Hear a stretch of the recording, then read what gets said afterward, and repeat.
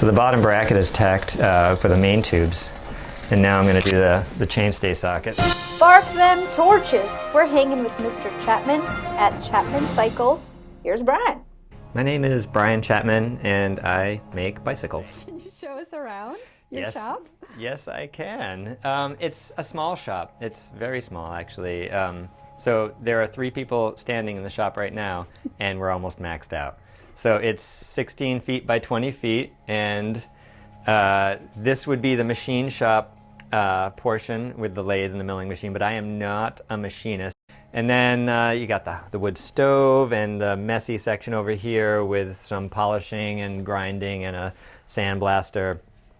The fixture where the bike, where the frame comes together is right over here. It's a little anvil. And this is where I actually do most of my work. I spend a lot of time at this vise.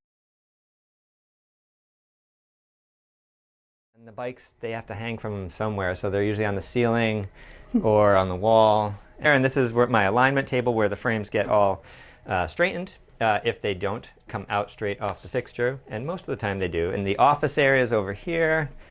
It's all the stuff that you would ever need to build a bike, and a lot of stuff you don't need. What kind of stuff don't you need to build a bike? You don't need old Campagnolo dropouts unless you're doing like a 12-inch kid's bike or something like that, and then you just want to use the stuff that you have lying around the shop. I do love that kid, though. What are you working on today? Well, I'm thinking about building a bike frame because I have all the tubes ready and the lugs are prepped and the bottom brackets here. The dropouts are in the chainstays, and I think I'm good to go. Is that cool? Yep. All right.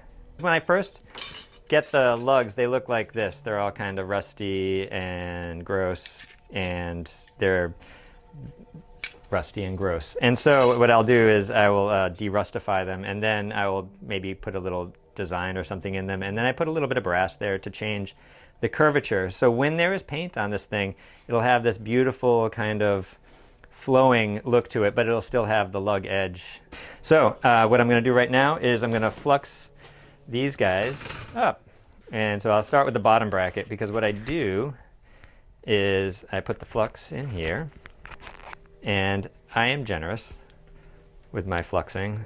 And every surface has to get fluxed, and the flux protects the metal from oxidation when you're joining against it. And it has a nice slip fit. It's not too tight, not too loose, enough for the silver to flow in there. And this is standard size steel tubing. This is Columbus SL. That part's ready to be brazed, but I don't do it in parts. I do like the whole front triangle and the chain stays together, and then I will come back and do the seat stays. Cool. But let me get a seat tube, and what I'll do is I'll put the seat lug on the seat tube right now.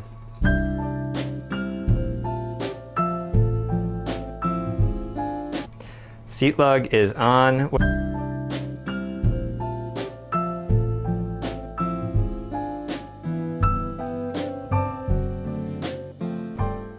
So flux is acidic, and if you have any sort of like cut on your cuticle or on your hand, it feels like lemon in your wound, essentially. Ouch. So yeah, try to avoid. It's not like death pain or anything like that. It's like just irritating. And so what you do is you got to just neutralize it with water pretty quickly. That's something I don't think anyone ever told me until because they just didn't expect me to have open wounds on my hands. And look, it's a head tube. I'm going to take the down tube that I've recently fluxed up and pop that in here, like so. And that fits nicely, and I got this little hockey stick. That is the technical term. So the down tube, I don't know if you can see it, but comes through a little bit, and the seat tube will actually sit on top of that. So when I add the silver in, it can be pulled from one tube to the other.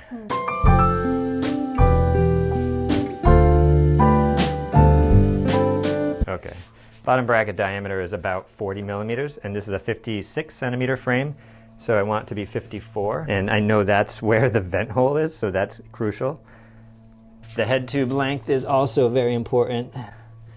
So I want to make sure that is at 156, which is right.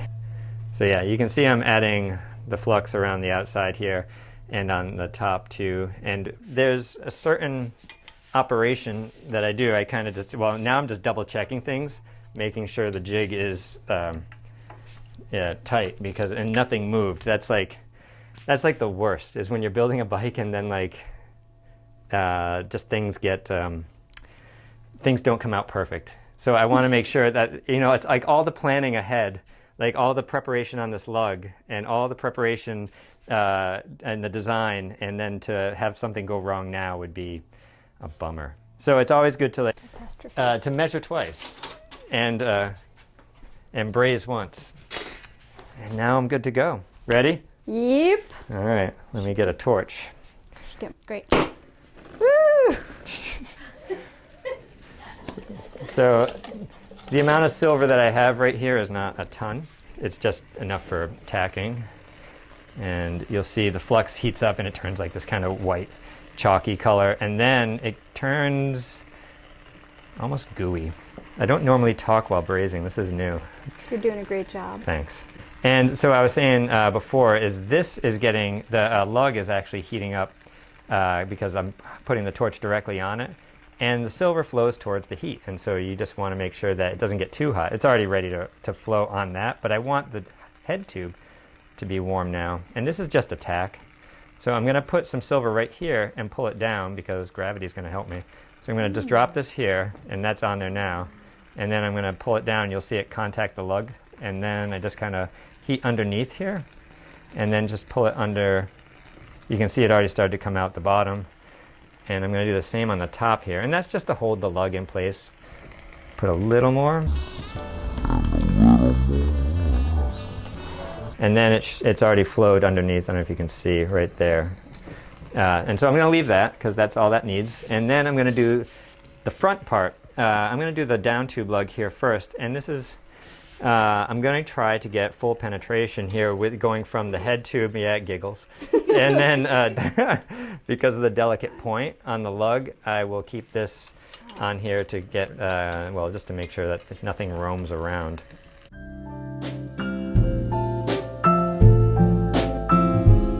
Ow. This is great. Oh, good. So it seems like the lug is kind of a added challenge to work around. What's your preference to giving yourself more work? It's it's purely aesthetic. I mean, you don't need a bike with lugs. One doesn't need a bike with lugs. I love the lug though. I love the way lugs look on the bikes. Like when I'm done with this, my work is still kind of just beginning. It's not like with a welded frame though. It's like you weld it and it's like ready to ride. So why do it this way is just to keep an old style alive and that's beautiful. To add more work. I like that. Well, a lot of people like lugs because they make a lot of sense. It's like a very traditional way to make a bicycle.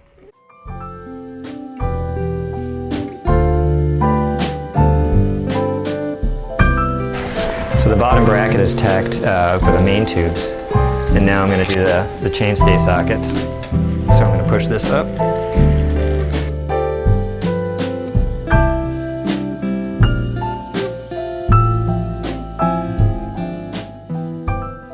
And I can let this cool and we'll see how it looks. We'll see if it looks like a bike. That's the ultimate goal, right? A little more, and that's pretty much the end of the line. This gets really hot. So I'm gonna put that down, and we're done. Cool. Tacking. So now, yeah, now I let it cool, and then we can take it out, and then I'll probably work on the bottom bracket to make sure the silver pulled all the way in. Sick. Yeah.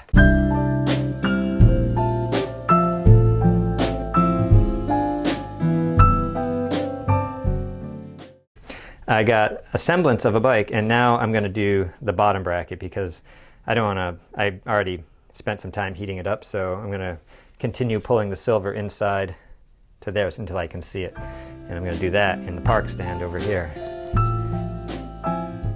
You can see there's like a nice line of silver along the top, and it's on the inside as well. And so now I'm trying to do the same on this without getting things red. So yeah, that's fantastic. It's already on that side, and then I'll do the inside here, and then. So I tell people, like, I have no secrets on how I build my bikes, and but to say I'm not self-conscious or other builders are self-conscious about how they do it, like, would be a lie, because I am self-conscious about this. Like, Well, what about it makes you self-conscious? because it's so secretive. Not a lot of people are opening up their or filming like everything they're doing, and it's also like, if I was to get this like super red, and I'm doing silver brazing, if I was to get it super red, I'd be like embarrassed. But if I didn't do a perfect job, I'd be like bummed out.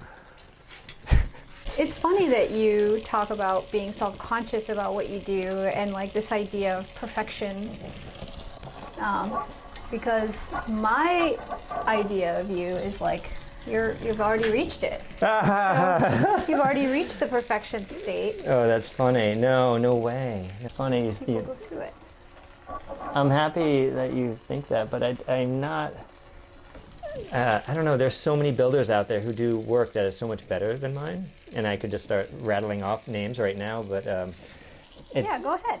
Well, so say for example, Chris Bishop. I see his work, and he brings frames in the raw to bike shows, and I just am amazed at the stuff he does. And just to bring a bike in the raw to a show is I don't know, it's crazy.